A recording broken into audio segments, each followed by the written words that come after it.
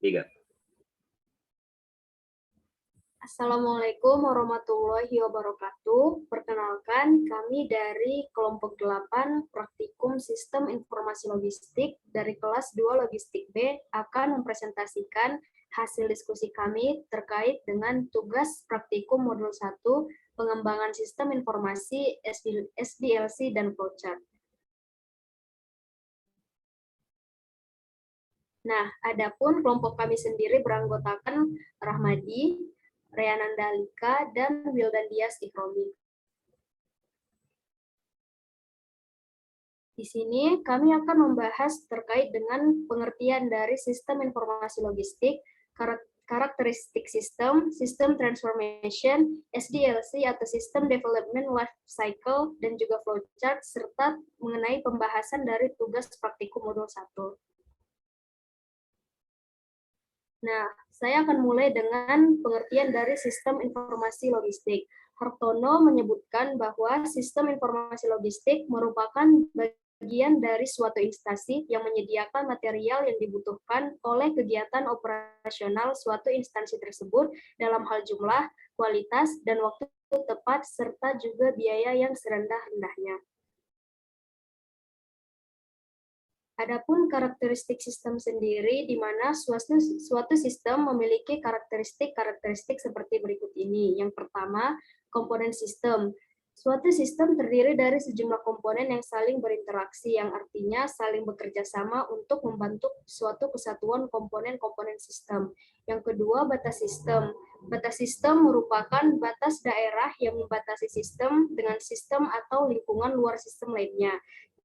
Yang ketiga, lingkungan luar sistem, yang merupakan lingkungan atau batas dari sistem yang mempengaruhi operasi sistem. Yang keempat, yaitu penghubung sistem, yang merupakan media penghubung antara subsistem dengan sistem lainnya untuk membentuk suatu kesatuan.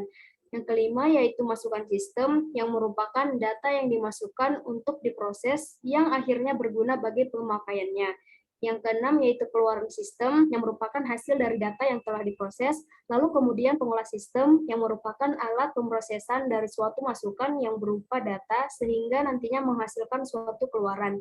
Dan yang terakhir, yaitu sasaran sistem, yang dimana suatu sistem memiliki tujuan atau goals atau sasaran yang operasi, yang dimana sasaran sistem sangat menentukan sekali masukan yang dihubungkan dengan keluaran. Suatu sistem dikatakan berhasil bila mengenai sasaran atau tujuan dari goals tersebut.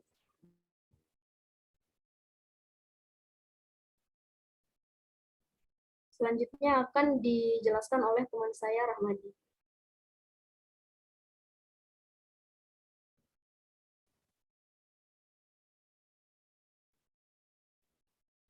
Slide sebelumnya. Atau yang ini, dimulai di sini.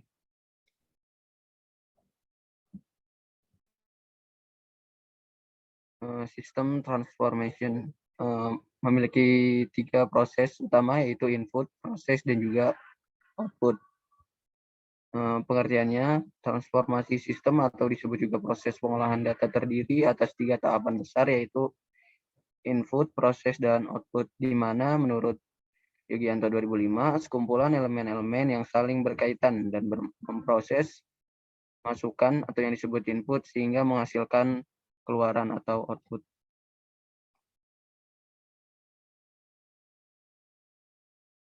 Kemudian masuk ke SDLC, yaitu System Development Life Cycle atau daur hidup perencanaan sistem, merupakan metodologi klasik yang digunakan untuk mengembangkan, memelihara, dan menggunakan sistem informasi. Metodologi ini mencakup fase dan tahapan seperti pada gambar di samping yang bisa terlihat di layar. Oke, next. Kemudian kita masuk ke flowchart. Supardi 2013, page 51, flowchart merupakan chart yang menunjukkan alir atau flow di dalam program atau prosedur sistem secara logika. Bagan alir digunakan terutama sebagai alat bantu komunikasi dan juga dokumentasi. Flowchart disusun dengan simbol-simbol. Simbol tersebut dipakai sebagai alat bantu menggambarkan proses di dalam program. Simbol yang dimaksud seperti simbol proses mempresentasikan operasi, simbol anak panah yang mempresentasikan alur kerja, dan simbol-simbol berkaitan lainnya.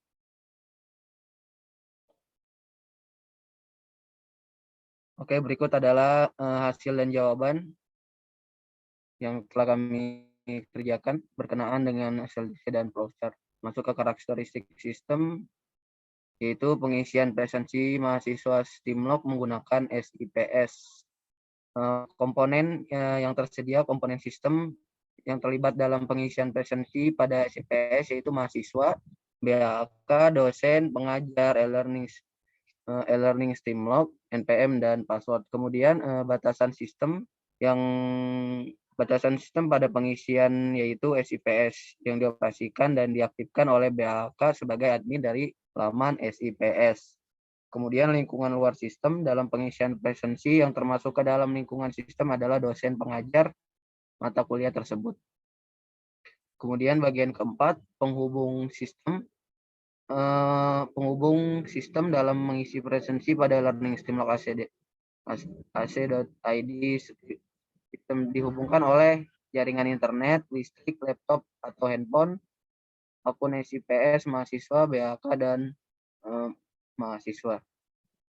Kemudian yang kelima, masukkan sistem, input atau masukan yang diperlukan untuk mengakses laman e-learning dan melakukan presensi, yaitu menggunakan NPM dan juga password di akun SIPS mahasiswa. Kemudian yang keenam, keluaran sistem, output atau keluaran yang dihasilkan ketika pengisian presensi pada laman SIPS, yaitu bukti kehadiran dengan adanya tanda present pada daftar hadir mahasiswa di mata kuliah tersebut. Kemudian pengolahan sistem yang terlibat terkait pengisian presensi pada SIPS adalah dosen pengajar setiap mata kuliah dan BAK. Kemudian sasaran sistem, tujuan dari sasaran dari pengisian presensi mahasiswa yaitu bukti kehadiran kuliah mahasiswa yang didata melalui SIPS, kemudian direkam oleh BAK sebagai salah satu syarat kelulusan. Komponen penilaian dikoordinasikan dengan dosen pengajar.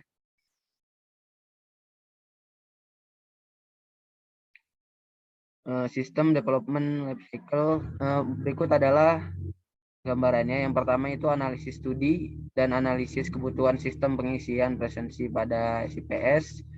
Setelah itu dilakukan, kemudian masuk ke proses yang kedua, yaitu merupakan perencanaan konseptual dan fisik sistem pengisian presensi pada SIPS. Kemudian melakukan pemrograman dan pengujian konferensi sistem pengisian presensi pada SIPS dan pemeliharaan sistem SIPS.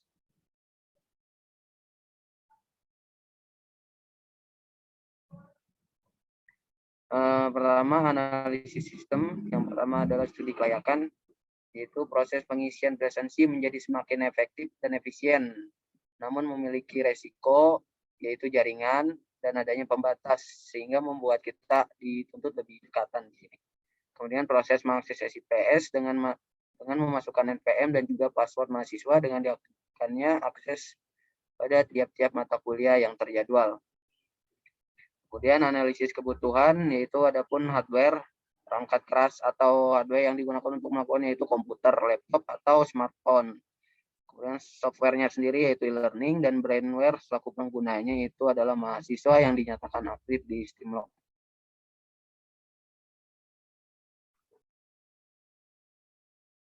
Selanjutnya ada yang kedua, yaitu desain sistem. Desain sistem ini ada perancangan konseptual dan perancangan fisik. Penggunaan SIPS yang telah ditentukan oleh pihak BAK dan dosen pengajar jika mahasiswa sudah dinyatakan aktif dan memiliki akses akun SIPS dari kampus STIMLOG. Dan untuk perancangan fisiknya, yang pertama, pengaktifan akun SIPS mahasiswa dilakukan oleh BAK sehingga diharapkan mudah diakses yang diawali dengan cara penginputan NPM dan password yang telah diberikan oleh pihak kampus. Lalu ada user interface dari web browser SIPS yang simple serta memudahkan mahasiswa untuk mengoperasikan pengisian presensi dan akses perkuliahan. Selanjutnya yang ketiga ada implementasi sistem. Desain sistem yang telah diproses sebelumnya melalui pemrograman dan pengujian konversi telah disetujui oleh pihak kampus dengan bantuan BAK akan diimplementasikan dan kemudian pengguna atau user yaitu mahasiswa bisa dengan mudah mengoperasikan sistem yang ada pada laman SIPS. Sistem yang Sistem yang dioperasikan oleh pengguna atau user dan berjalan dengan layak sehingga pengguna merasa nyaman dan aman menggunakan web browser SIPS tersebut untuk pengisian presensi dan akses perkuliahan. Selanjutnya yang terakhir yaitu yang keempat mengenai operasi dan pemeliharaan. Pada laman SIPS ini, setelah laman SIPS diimplementasikan dan siap dioperasikan oleh mahasiswa dan dosen, serta melalui berbagai tahap uji coba dan pemeliharaan sistem secara berkala. Namun, apabila sistem sedang berada pada masa pemeliharaan atau maintenance, maka mahasiswa sementara tidak dapat mengakses laman SIPS tersebut hingga masa pemeliharaan selesai dan siap digunakan kembali. Nah, ini merupakan flowchart dari pengisian presensi pada SIPS. Dimulai dengan membuka website SIPS, kemudian ada input NPM dan password untuk akun mahasiswa, lalu pengecekan apakah NPM dan password sudah benar. Jika tidak, maka akan dicek ulang apakah NPM tersebut dan password tersebut telah sesuai dengan akun yang diberikan oleh pihak kampus. Lalu ada pembuka tampilan SIPS mahasiswa, memilih mata kuliah yang dihadiri, lalu membuka presensi mata kuliah, mengisi presensi, lalu ada ketentuan presensi harus dilakukan pada 15 menit awal, dan akhirnya akan di-save oleh dosen pengajar. Untuk analisis flowchart dapat dilihat sebagai berikut. Yang pertama, mahasiswa yang memiliki akun resmi dari kampus mengakses laman SIPS untuk kepentingan presensi dan perkuliahan. Yang kedua, mahasiswa melakukan login dengan cara memasukkan NPM dan password. Lalu yang ketiga, apabila NPM dan password yang dimasukkan telah benar, maka akses perkuliahan dapat terbuka. Namun apabila mahasiswa salah menginputkan NPM dan password, maka mahasiswa akan diperkenankan untuk mengecek kembali apakah NPM dan password tersebut sesuai dengan akun yang telah diberikan. Selanjutnya, SIPS akan terbuka dan siap untuk melakukan akses presensi dan perkuliahan. Mahasiswa memilih mata kuliah yang ingin dihadiri dan mengikuti proses kontrak perkuliahan pada laman SIPS. Selanjutnya, mahasiswa membuka opsi daftar hadir untuk melakukan pengisian presensi. Dilanjutkan dengan memilih kriteria kehadiran berupa present, absen, ataupun late, yang kemudian mengklik Save Change. Lalu, presensi ini harus dilakukan pada 15 menit awal perkuliahan. Apabila pengisian presensi dilakukan pada 15 menit awal, maka mahasiswa dianggap hadir oleh sistem. Namun, apabila mahasiswa melakukan presensi 15 selanjutnya semenjak dimulai awal perkuliahan, maka tidak dianggap hadir oleh sistem. Yang terakhir, dosen akan melakukan konfirmasi penyimpanan data kehadiran dengan mengklik Save Attendance pada laman SIPS yang kemudian direkap oleh PAK sebagai pertimbangan kelulusan. Sekian mungkin yang dapat kami sampaikan. Kurang lebihnya kami mohon maaf.